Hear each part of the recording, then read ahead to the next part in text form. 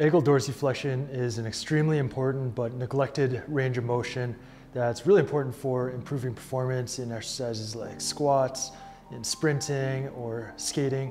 And it's really important for preventing injuries like ACL tears, Achilles tendinopathy, and ankle sprains.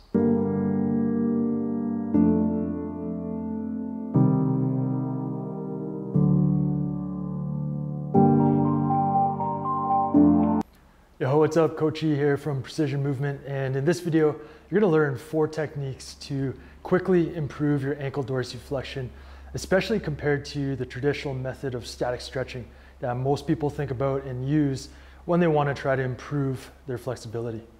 The ankle is a hinge type joint, just like a door hinge, which means it only moves in one plane of motion. It doesn't rotate or side bend.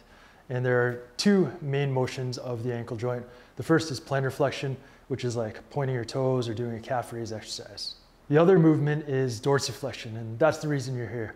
And dorsiflexion is when you pull your toes up towards your knee, or if your foot is planted on the ground, when your knee goes forward as if you're doing a lunge and the knee goes in front of the toes. Now, while you may not have heard of ankle dorsiflexion before, like I said before, it is absolutely critical to both performance and preventing injury. When it comes to performance, squats is an exercise that you might be doing and that I love to do as well. And it's generally better to go deep with a squat exercise, like a back squat or a front squat, than only going through the partial range of motion. Now, this is also shown in the research with a number of different studies that show dorsiflexion range limits your squat depth. For example, this study looked at a variety of strength and range of motion parameters, and the researchers concluded that ankle dorsiflexion with the flexed knee and hip flexion ROM were significantly associated with squat depth. So basically, if you want to get deep with your squats, you need ankle dorsiflexion. Personally, I love to play hockey, and dorsiflexion maximizes your stride length. So if you don't have sufficient dorsiflexion, you don't have as long of a stride, and that just helps me to have more fun ripping around the ice. But in my opinion, the most important reason to work on your ankle dorsiflexion, if it's lacking, is injury prevention. And there are a number of different injuries, starting from the feet up to your hips, that are directly related to a lack of dorsiflexion. Starting at the bottom, ankle sprains have been shown to be more correlated with those who have a lack of dorsiflexion. In this systematic review of 21 studies published in the British Journal of Sports Medicine, the authors concluded that the studies reviewed here suggest that people with inflexible ankles have nearly 5 times the risk of ankle sprain of people with an average flexibility. So basically, poor dorsiflexion equals a greater risk of ankle sprains. But because our bodies are connected from head to toe, it's not just the ankles that are affected by a lack of dorsiflexion. So moving up, Achilles tendinopathy has been correlated with a lack of dorsiflexion. And looking at this study, the researchers conclude that a more limited ankle dorsiflexion ROM, as measured in non-weight bearing with the knee bent, increases the risk of developing Achilles tendinopathy. Moving up to the knee, looking at ACL tears, this study shows that the present findings suggest lower degree of ankle dorsiflexion in subjects with an ACL injury than in uninjured controls. Also at the knee, looking at patellar tendinopathy, which is degeneration of the patellar tendon and also known as jumper's knee, this study shows that ankle joint flexibility seems to be an important factor involved in patellar tendinopathy. Weight-bearing ankle dorsiflexion range of motion was smaller in the tendinopathy group in comparison to the control group. And finally, a study showing that with those suffering from patellar osteoarthritis, the authors state that lower weight-bearing ankle dorsiflexion range of motion, a more pronated foot posture, and greater midfoot mobility demonstrated small associations with worse knee pain and greater disability in individuals with osteoarthritis. So the question is, why does this happen? Basically, when you lack ankle dorsiflexion, you have to absorb whatever forces that are going through your body more through the knee and through the hip and up the chain. So if you have good dorsiflexion, you absorb a lot of force through the ankle. That means less force goes through the knee, less through the hip. But when you lack dorsiflexion, more force goes through the knee, and that results in premature wear and tear of the tissues, including the tendons, the ligaments, and the cartilage. So how do you know if you need to actually improve your dorsiflexion? Well, there are a couple of questions that you can answer that I'll give you a little bit of a hint if you need to. One is, how deep can you squat? Or can you squat without your heels coming off the floor? Number 2 is, do you have overpronation? When you walk, does your foot flatten out and your feet turn out a little bit? And number 3, do you have a history of ankle sprains? If you answer yes to any of those questions, chances are you need to improve your dorsiflexion. Now, there's also an easy test we can do at home called the weight-bearing lunge test. You start off by placing one foot about a hand width away from a wall. You try to touch the wall with your knee while keeping your foot flat. And if you can, you pass and should have sufficient dorsiflexion for general movements. But if you can't, you fail and you need to prioritize this important range. A key point is that it's important to avoid compensatory movements when testing dorsiflexion and doing exercises to improve it. The first compensation to look out for is eversion, or your foot flattening out or your arch collapsing.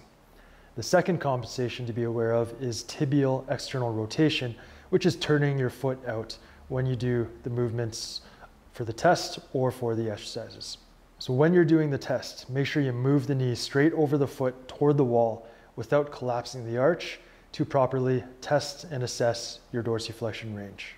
If you want to track your progress, you can measure the distance between your big toe and the wall at the point where you can touch your knee to the wall while keeping your foot flat.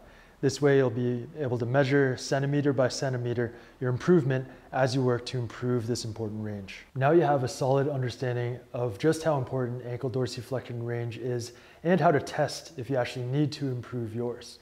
And this is invaluable information for you if your goal is to move freely and without pain for the long term.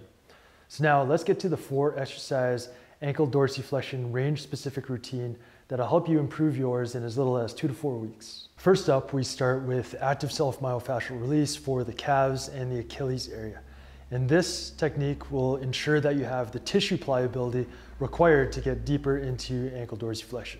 Start sitting on the floor in the 90-90 position with your ankle in plantar flexion, which is your toes pointed. Then you place the thumb near the rear foot between the ankle and Achilles area and begin dorsiflexing the ankle while sliding the thumb up with some pressure into the calves and the tendon. Hit different areas and work your way up the calves and between the 2 bones of the shin, which are the tibia and the fibula. You want to spend about 1 minute here to 2 minutes, then move to the same area but on the other side of your front leg, the medial side, and work it for another 1 to 2 minutes. Next, switch your 90-90 position and repeat, starting on the lateral side of the rear leg, then working the medial side of the front leg for about 1 minute or 2 each. Now don't get too anal about timing it exactly for exactly 1 minute or exactly 2 minutes. Just take your time and work through the tissue to make sure that the tissues can move and slide and glide and pliability is there. As you do this over time, you won't need to spend as much time doing it. So typically at first, maybe 2 minutes for the first week or 2, and then after that you drop down to about 1 minute and you should be good to go. This technique has also been shown effective in the research, where this 2018 study published in the Journal of Athletic Training looked into the effectiveness of a similar technique they termed compressive myofascial release, and they found that a single session showed a significant positive improvement on ankle dorsiflexion. After you're done the active self-myofascial release technique, next we have the banded dorsiflexion mobilization. And for this technique, you need either a belt or a strength band and something to step on. It could be a yoga block or just a little platform that raises your foot off the ground a little bit. Place the belt around the ankle being mobilized, then step onto the block or the platform.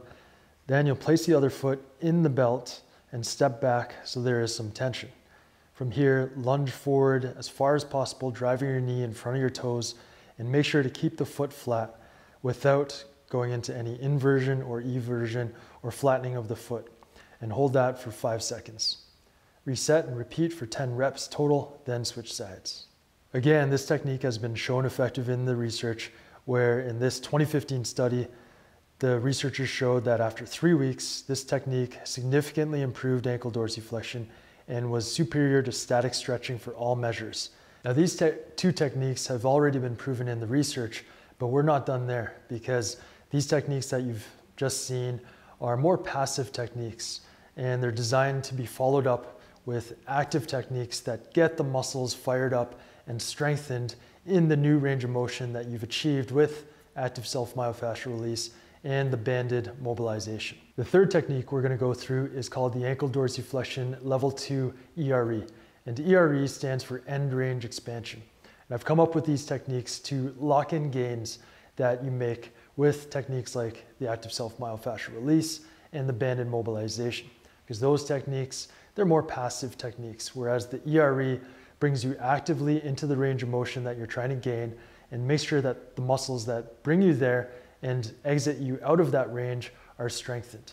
And when you strengthen the range of motion, that tells your brain, hey, I've got stability in this range, I can enter and I can exit, and I'm gonna let you keep it. The ankle dorsiflexion level 2 ERE involves 5 separate muscular activation patterns.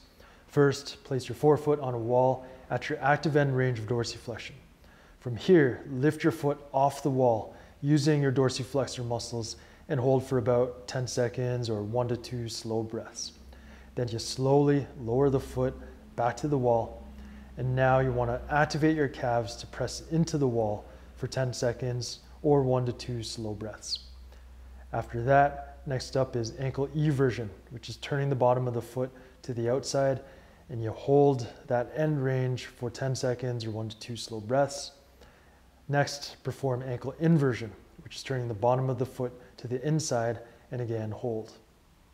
Finally, perform one more activation of the dorsiflexors, really trying to activate the muscles as powerfully as you can, and hold it there while breathing for 10 seconds or 1 to 2 slow breaths. This is one cycle. You want to switch sides and repeat for 2 to 4 cycles per side. The ERA technique fires up and strengthens the tibialis anterior muscle, and this is the muscle primarily responsible for getting you actively into dorsiflexion range or pulling your toes up towards your knees. And it's also a muscle commonly associated with shin splints, which is another side benefit of doing this technique. It'll help to prevent shin splints when you go out for runs in the future. Finally, we have the one leg anterior reach. For this technique, reach as far forward as possible with your toe while performing a single leg squat with the support leg. On the support leg, maintain metatarsal pressure. It's really good to do this in bare feet and allow your knee to travel as far forward in front of the toe as possible. This is what trains the dorsiflexion and locks it into this functional movement pattern that transfers your gains to activities like running, squatting, and stair climbing. Perform 2 to 3 sets of 6 to 8 reps per side. Now let's recap the exercises that we've gone through in this routine. First up, you're going to start with the active self-myofascial release for the plantar flexors and Achilles. For this, you do 1 set and about 2 to 3 minutes per side. Next, you'll do the banded dorsiflexion mobilization. And for this technique, do 1 to 2 sets times 10 reps per side and hold the technique for 5 seconds at the end range. The third technique is the ankle dorsiflexion level 2 ERE, and do 2 to 4 cycles per side, and finish it off with the one leg anterior reach, which you do for 2 to 3 sets and 6 to 8 reps per side. Do this routine 2 to 3 times a week, and because you barely need any equipment, a belt or a band, and a yoga block or something to step on, and your thumbs, there's no excuse not to get it done here. Hope you enjoyed that little presentation and you're ready to take your ankle dorsiflexion range to the next level. Just wanted to share a couple of resources with you that'll really help you out before you go. The first you definitely have to get is the ROM Coach mobile app, and it's a free download, and it's got the 4 exercise routines you just learned, the ankle dorsiflexion range specific routine. It's got that loaded up. So you can just go into this routine, add it to your calendar, and inside the calendar, you can set notifications to remind you of when you're supposed to do it, and there's built-in progression. So you don't have to think about how many sets should I do today or how many reps should I do today. It's all built in, so you can just follow along and get it done. The second thing is another video I have on YouTube, which is on overpronation. And I mentioned that as an issue earlier in this video. So if you think you have overpronation and you know that, if you've got flat feet and you turn your feet out when you walk, if you have that, click on the link shown here and you can learn more about overpronation and how to fix it. So that's it today. Hope you enjoyed that. See you next time. Peace.